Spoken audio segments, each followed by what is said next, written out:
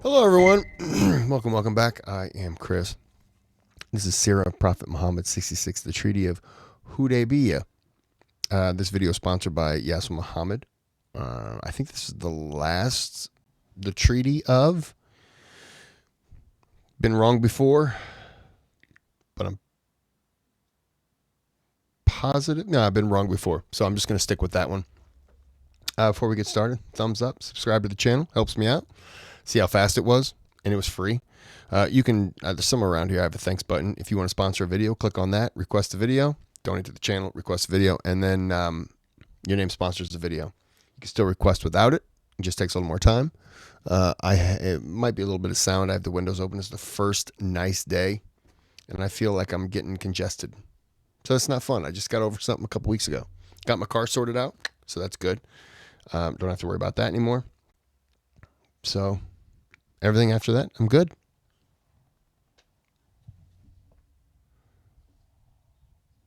I don't have any snacks. Well, guess that's... All right, well, we're going to end the video. I'll see you. Bye-bye.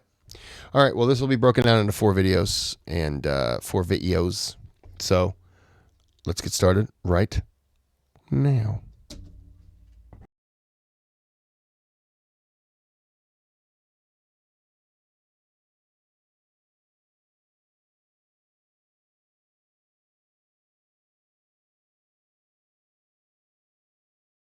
والصلاة والسلام على سيدنا محمد وعلى آله وصحبه أجمعين أما بعد.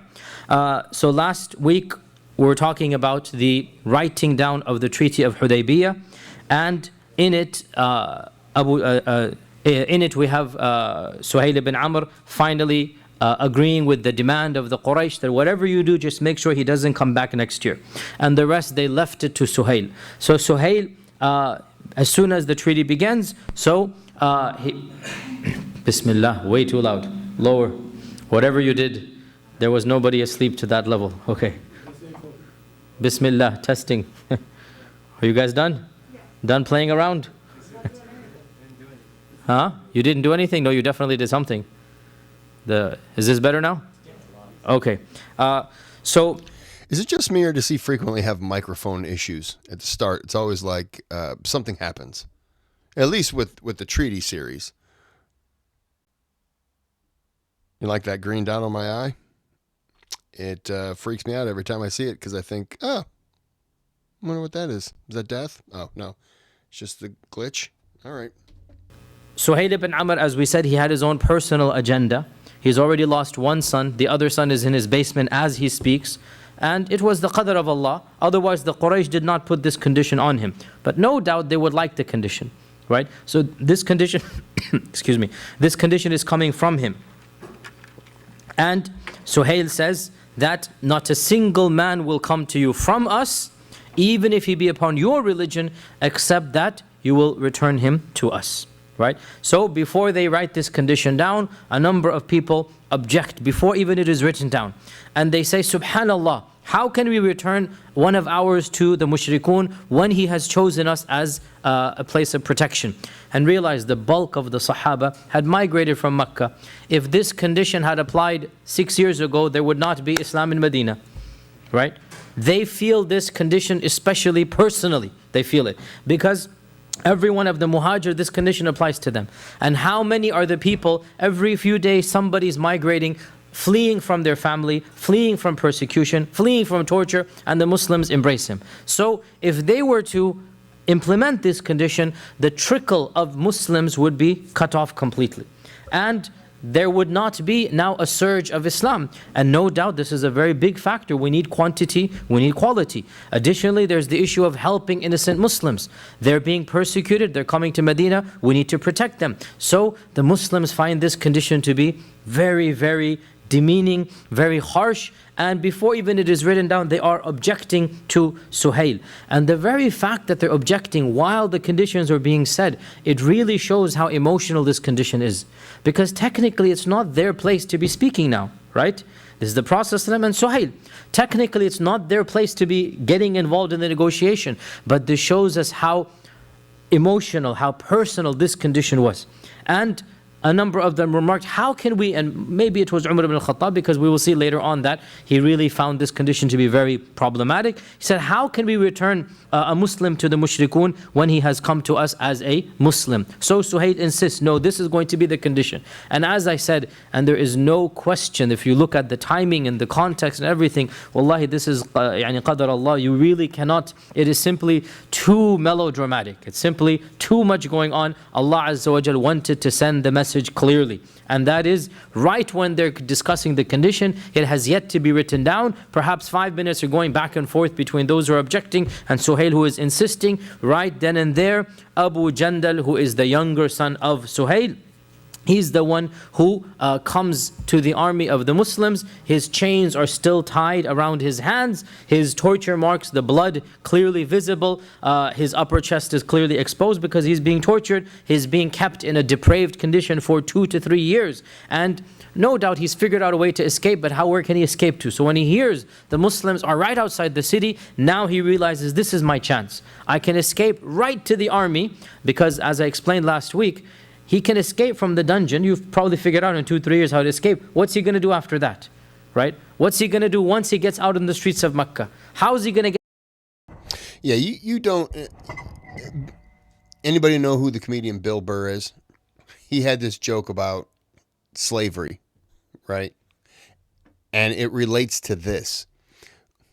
Bill Burr said, during the early American time when there were slaves, a slave didn't just like escape from the property and make it to the road and just be like, all right, see ya, and just walk away. He's not just going to get out of this dungeon, this whatever it is, and then just make it out and look around and just be like, all right, see you guys later. No, everyone around there is going to, oh, he got out, they're going to look for him, they're going to do whatever they can to catch him because they don't want, there's a reason why he's there and they don't want him out. And there's a reason, just like the slave, you are property, whether you like it or not. So they are going to catch you. You could say, no, I'm not, I'm no one's property. I deserve to be free. I'm this, I'm that. And they were just like, yeah, whatever. Just go right on back to where you were. And that's what they're going to do here. So just because he gets out doesn't mean he's safe. Unless he knows a good route where he's going to run and be able to have water, have food, and avoid capture. Because you get captured, you're going back to where you were, and you're probably going to be treated a lot worse. So, my elbow just popped. Video's over. Owie. Ow. Get to Medina? Where does he have the money, the ride? All of these are cut off. So when he hears that the Muslims are camped outside, now he realizes it is my golden opportunity, and whatever his plan was that he had made in his mind for 2-3 years, he saw the conditions appropriate and he managed to flee and rushes out to Hudaybiyya right at the time when his father is negotiating with the Prophet ﷺ. So he throws himself upon the Muslims and he calls out, "O Muslims, help me, O Muslims, save me." And Suhail, of course, sees his own son in the distance. And he recognizes this is Abu Jandal. And Suhail turns to the Prophet ﷺ and he says, هَذَا الرَّجُلْ يَا Muhammad. This man, O Muhammad, is the first one that you shall return to us as per this condition. Obviously, this is his son. He's not going to let him go now. It's his only son left. The other one's already in Makkah, in Medina. We're not going to let this one go. So the Prophet ﷺ said that we haven't written down the conditions yet. We're still discussing them. Suhail said, if you refuse, then wallahi, no more conditions. Khalas, treaty is over. Because obviously this is his son. And again, had it been anybody else, maybe, right? But this is his son. If you refuse, then I will not agree with you anything ever after this. So the Prophet said, Habhuli, gift him to me. And then we'll start the condition after this. Just one gift, give him to me, and the rest will be, khalas, we'll implement it. And he said, La, I'm not going to gift him to you. So the Prophet said, Bal if'al, just go ahead and do it.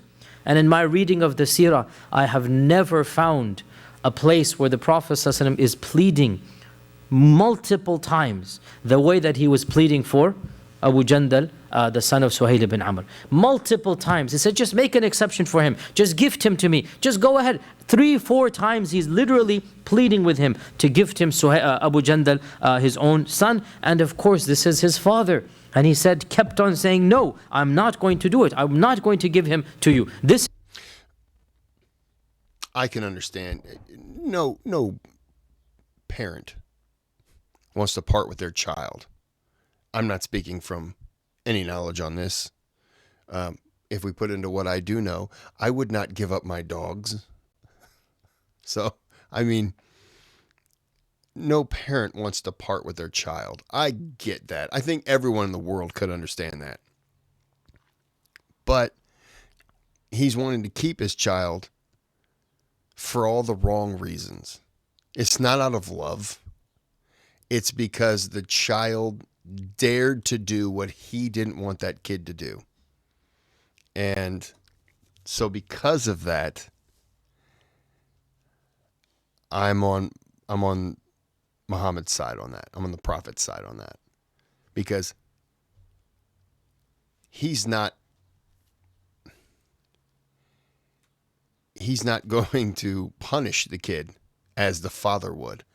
I think we can all relate to not wanting to give up your child, but I understand that the parent's wrong because of the reasons he wants him back.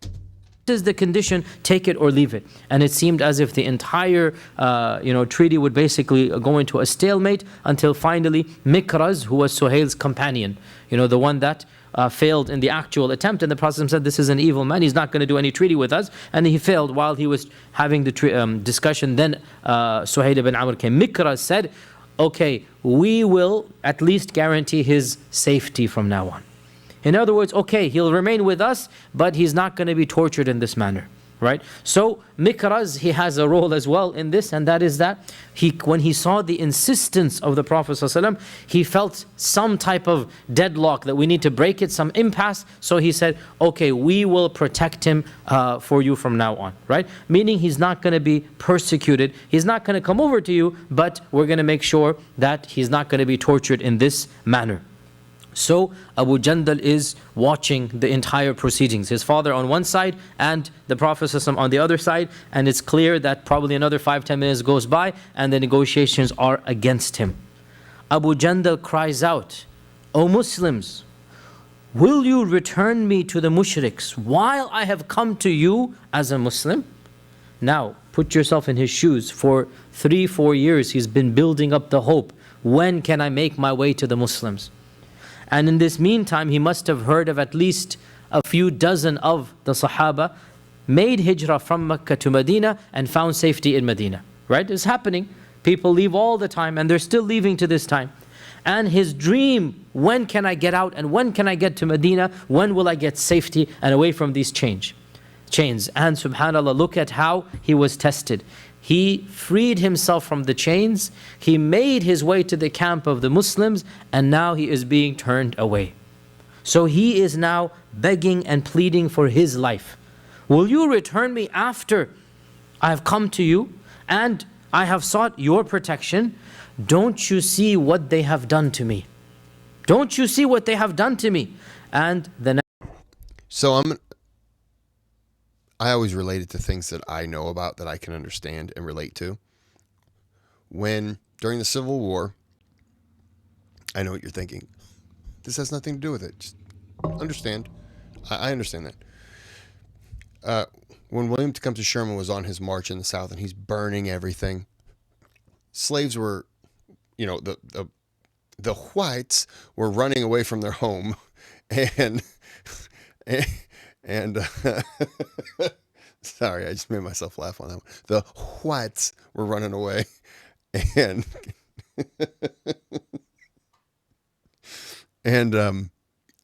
the slaves were coming over, and they were thanking him first, and then the military for saving them. And they were kind of like, yeah, that's not what we're here for. We're here for just total destruction and blah, blah, blah. And the fact that you're free, cool. You've been free for a while, according to Abraham Lincoln and the North, but, you didn't know it yet because you were still in bondage down here. But they were following the army, and the army kind of looked at it like, okay, well, at first they were like, that's fine. They can help us out here and there doing odd things. But after a while, it became a bit of a hindrance because they had to feed them. They were trying to feed them. And they got to the point where they had to start pushing them away because they were having a straggler's line of slaves miles that were just, marching with the soldiers, and then the soldiers might camp and they would stay at a distance, but if they could help, they would. And they eventually got turned away to a point. The army crossed this river and then told them, do not cross. Stay there. We can't have you. And I can only imagine being a slave who you're free. The master has left. The Huats have run away. And you're following somebody who you believe has set you free. And that person basically at gunpoint tells you, no, stop. And I put that situation to him because he's run away. He's to a group of people that are welcoming, and he knows that there's safety there, and they're telling him, we can't help you right now. How devastating that would feel, because all you've known is they're going to help. And then you get there, or, in terms of the Civil War, they arrived in the South and you realize this is your chance. And they're like, And the slaves that were following, some of the people around the area, were seeing them following the Union, the soldiers. And so they would wait for the military to go by and a big line of the slaves to go by. And then they would just take out a gun and fire and just shoot one or two of them just to kill them, just to teach them a lesson. You think you're free, but you're not. Take out one or two or injure them. And then if that person fell behind the line that was moving and the other slaves couldn't help him or didn't want to help him because it was going to slow him down, and that person sat down, they would come up and just kill him. Now, it's not as drastic in this situation, but it's the same thing where you're turned away when you know this is your sanctuary in a way. I apologize, but I sometimes like to relate things to things that I understand or things that I know about, and it's very similar. Yeah, it's similar. Narrator in Ibn Hisham in every single book says that the marks of torture were clear on him, and the mushrikun had tortured him a severe torturing. So you can imagine the whips, the lashes, the chains, the emaciated body, the blood, clear that this man has been tortured. Same thing as the slaves. Not all, most. Well, I'm going to guess that mostly every slave at one time. But still, it's the same treatment, It's just inhumane. And the Prophet ﷺ addressed him directly, and he said, "Isbir ya Aba Jandal, be patient, O Abu Jandal, for Allah subhanahu wa ta'ala will make a way and an exit out for you. فَإِنَّ اللَّهَ جَاعِلُ لَكَ مَخْرَجًا وَسَبِيلًا." Allah will make a way out for you. Be patient. And we see. Side note: when the soldiers said that to the slaves, like, "No, we can't take you," they were trying to tell them, you're slowing us down to winning the war, which is understandable. But when you're in an area such as the South during slavery, and mostly every white face looks down on you, you've come across faces that do look down on you still, but they don't treat you like you've been treated. You don't want to let that go. And that's what he's in, that same situation. He's been beaten, tortured, mistreated. And he's right there within arm's reach of people that won't do that. Hearing, have faith in Allah or this, doesn't comfort you when you've been, mistreated, because that's just not what you're thinking about in that moment. We see here, subhanAllah, how persistent the Prophet was. When he could not get it, at least he gave him that consolation. And he said to him that make sure that that you put your trust in Allah, and Allah subhanahu wa ta'ala will free you, insha'Allah ta'ala. Umar, when he saw this happening, and most likely it was Umar who said, how can we do this to them, O Messenger of Allah? How can we give them this condition? When he saw what was happening, he stood up and he walked towards Abu Jandal. And he said to him that, be patient, O Abu Jandal. The same thing that the Prophet ﷺ said, but then he said something very militant. He said, and realize that their blood is not worth anything. And as he said this, he pointed with his eyes to his sword. Umar had a sword, right? And he's pointing with his eyes that, look, here's the sword, use it against... Now he would have had to use it against his own father and against Mikraz, right? We can't do anything because we are with this side. You have come from their city. If you were to, get rid of them, that's your business, and we're not going to get involved, basically, right? That's your job to do. So he gave him the opportunity by giving the ishara, giving him the green light, that here's the sword, take it and do something with it, right?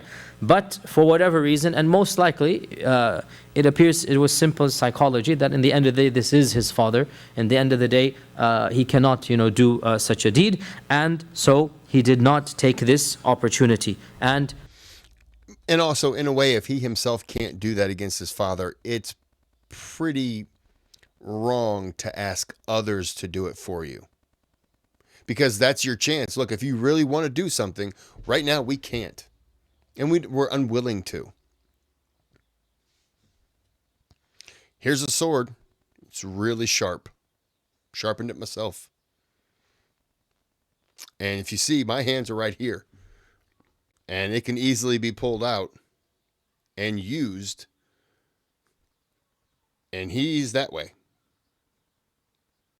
You know what? I can't even point. I can't even help you. Oh no, that was the hunting of animals. Still hunting. He's behind you. Here's a really sharp sword. If you're going to do something, here's your chance. We can't help you. And if you can't do it yourself, then understand the predicament you're putting in other people. That's a tough one.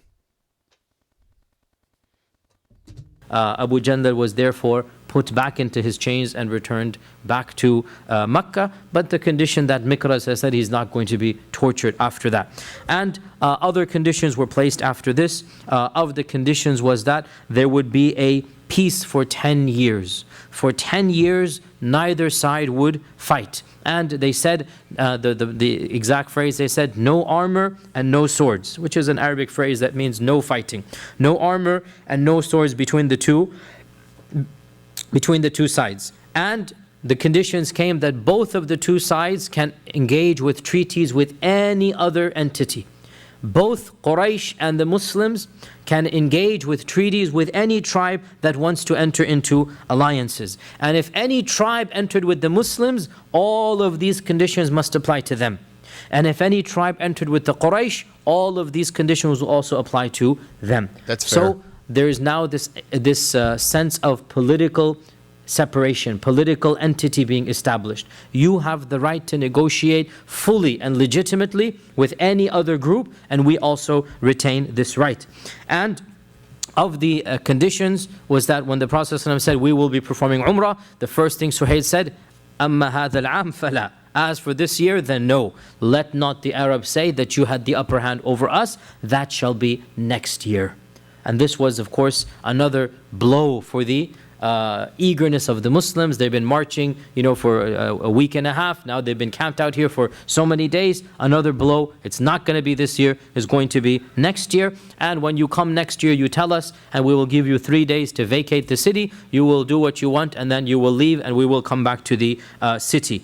And of course, we already said that of the conditions was that if any Muslim were to come rejecting the people of Mecca and going to Medina, he will be returned. If any man did this, he will be returned. However, if any Muslim came to Mecca after having rejected Islam and returning to the ways of their forefathers, he too shall not be returned. So it's clearly a one-way street, right? Clearly, the Quraysh are demanding something that is not fair.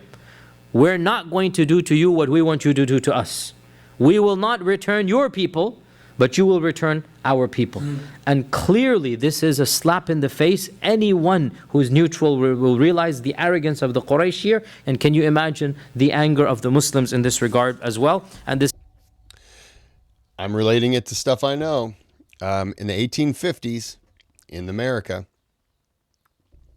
North and South were fighting. South had slaves. North had slaves too. The North wasn't innocent or slave free. The North did have slaves. But not clearly as many, and the South used them for agriculture, for farming and stuff like that. They needed them. The North was more industry. The whole Civil War was fought over states' rights, which is basically the Southern states' rights to own property. Property being slaves. Okay? The 1850-ish, maybe it was 1850 exactly, the Fugitive Slave Act came into law, which said that if an escaped slave from the South makes it into the North, it is the North's legal right to take that slave, arrest him, and return him back to the Southern plantation. Now, think about what I said before about states' rights. Meaning a slave from the South has the right to, will escape, go to the North, and that state doesn't have any right to keep that slave because they used to just, okay, you're free, and welcome them into society. But, not with open arms as you might think. They still treated them like they were black. But the North in that situation, no, you don't have states' rights. No states' rights for you. Our states' rights apply to you. And the North is like, doesn't seem fair at all. We all have states' rights. That's what this is. It's the same thing. We have an agreement, but the agreement is you're going to do this. And if this happens, no. History really does repeat itself. Differently, but it really does. I got to let someone out. BRB, as the kids say. Haha. All right. Sorry about that. I got a big emergency, I guess, happening on the next block. Fire department. So I waited before I unpaused. I went and got some pizza. Look, there's this place. It's called Monocle's Pizza. Greatest pizza on the planet. If you've never been there, what are you doing with your life? Some of you are going to say it's not in my country or it's not in my state. All right, valid reason. All right, you don't have to yell at me. But I mean, it's fantastic. I love it, and I will be eating. I'll sneak off camera, and then I'll start talking. And I don't know what you think you're doing. He was licking and then started biting my knee. So I guess we're friends like that now. All right, back to the video. This is exactly what happened. And we already mentioned that it was Ali who wrote the contract, and except for one phrase where it is said that the Prophet ﷺ took it and erased it himself. And according to one version of Bukhari, it says that he wrote it. We'll come back to this version and what it means.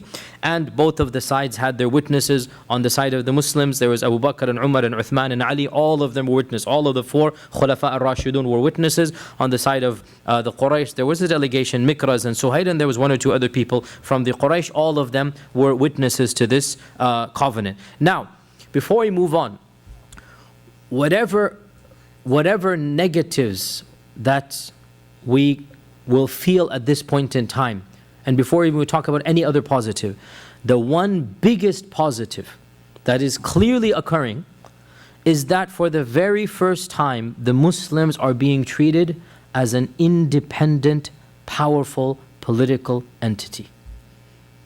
No matter what you want to say, and we feel anger, and the Sahaba's anger was much more than ours, obviously a million times more, but clearly for the first time, the Treaty of Hudaybiyya, the Muslims and the Quraysh are on the same table.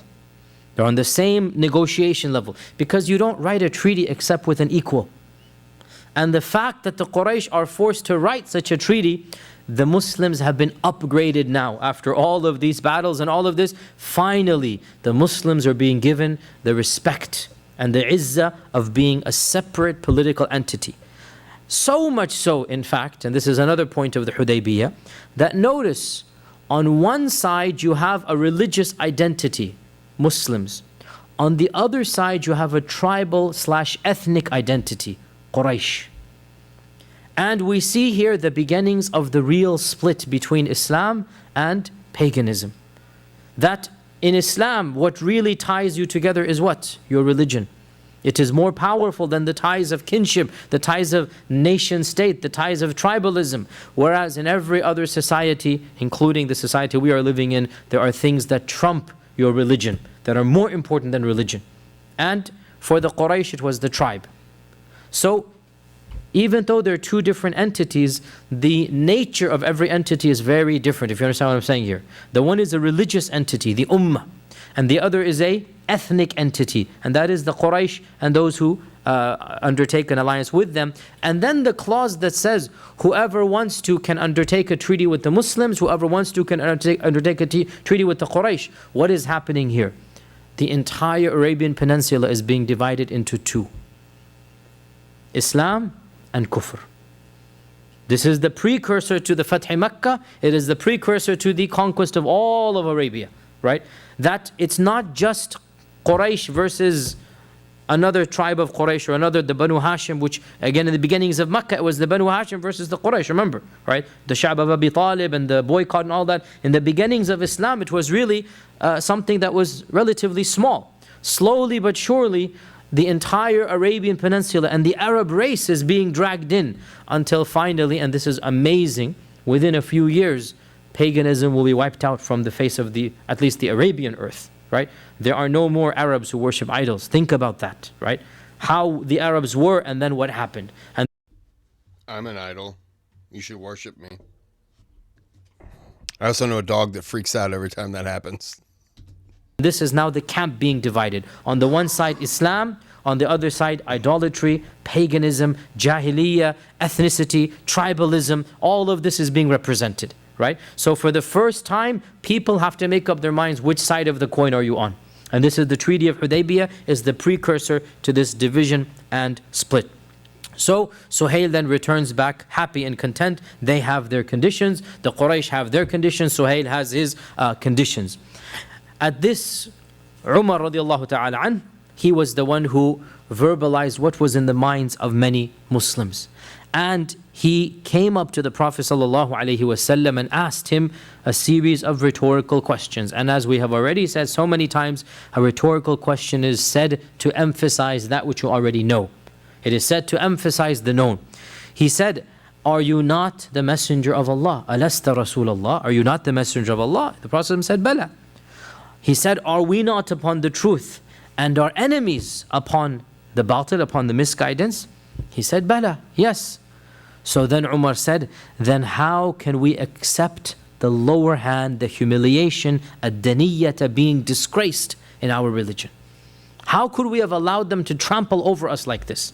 We came here basically wanting, I'm extrapolating, the version only says, how could we accept humiliation? But put yourself in the shoes of the Sahaba now, how they're feeling. The majority of them, they're feeling very much angry at the Quraysh. They're feeling let down at the Quraysh. How could the Quraysh have done this to us? And why did we accept these conditions? We should have refused. Why do we have to say yes when we are coming in peace? We have been waiting here for 2-3 weeks, camped outside Mecca. It's taken us 10 days to get here, right? An entire month must have gone by minimum for all of this to go on. We're tired, we're hungry, you're away from home. We just want to go to the Kaaba. And we've been stopped. Additionally, now we have all of these other conditions that we weren't even expecting. No more Muslims come to us. We have to return every Muslim back to them. And they get to keep anyone. Not that there's a threat, but it's an emotional factor. Not that there were any people who left Medina to go to Mecca. That didn't happen. But it's an emotional factor. Why should we allow ours to go to them and they... I'm going to stop it in just a second. Sometimes a negotiation, a deal, doesn't work out in your favor.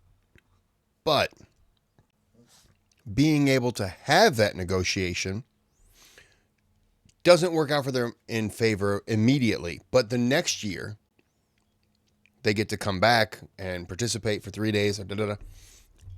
But over time, you can always renegotiate. And I think sometimes a deal is better than no deal. You may not get everything you want, and it's understandable to be upset because it is a garbage deal. But they got ultimately what they're going to want, which is access. They don't get it this year that I know of, but they get access. And I think that is,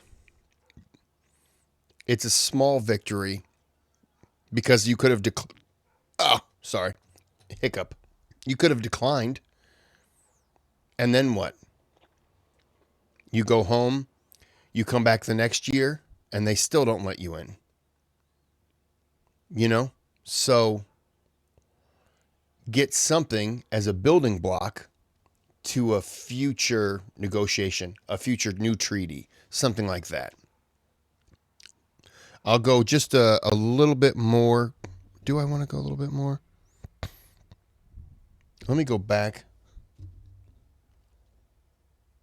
I just went back 5 seconds. I really didn't do anything at all, did I? Is this the camp divided?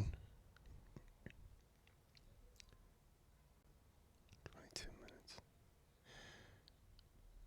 And we would go to 40. 41. Yeah. Okay. I'll just finish this little section. But it's an emotional factor. Why should we allow ours to go to them and they will not be coming to us? And the Prophet ﷺ said, I am the Rasul of Allah, I am the Messenger of Allah, and I will not disobey Allah, and He will help me. Meaning that I don't know what to tell you other than this was what I was commanded to do. I don't know what else to tell you. I don't know where this is leading, but Allah subhanahu wa ta'ala has told me, this is the intent here, Allah Azza wa Jal has told me to accept these conditions and I will not disobey Him. And Allah will help me. How? I don't know. But Allah Azza wa Jal will help me. And this is a solid response. How are you going to respond to this? This tactic is basically a very solid response. And that is, Allah Azza wa Jal will help me. Umar cannot argue here. So Umar then backtracks and attempts a new line of reasoning. This is a dead end now. He said, Allah Azza wa Jal, help me, khalas, that's true. Let's go back. So try another tactic. Ya Rasulullah, didn't you tell us that we will be doing tawaf around the house of Allah? This is another tactic now. Okay, that's not working. Let me try another thing. You told us, Ya Rasulullah, when we were in Medina, that come with me and we will do tawaf around the house. And obviously we're not going to do tawaf now. And so the Prophet ﷺ said, indeed, I told you, but did I say you will do it this year? Umar said no. So the Prophet said, then you will do it next year. My vision will come true. You will do it, but I didn't tell you this year, and I saw the dream. Allah didn't tell me which year. I assumed it's this year. Now we find out it is next year. So you will come back to the house and you will perform tawaf around it. Now here we see that Umar's anger, his ghiyara, is for the religion of Islam. He is feeling angry because he feels Islam has been trampled on. He feels the religion of Islam has been given the shorter end. They've been shortchanged because of the Quraysh. And his ghiyara, or his anger, is not coming out of astaghfirullah jahilist, out of anything. It's coming for the religion of Islam.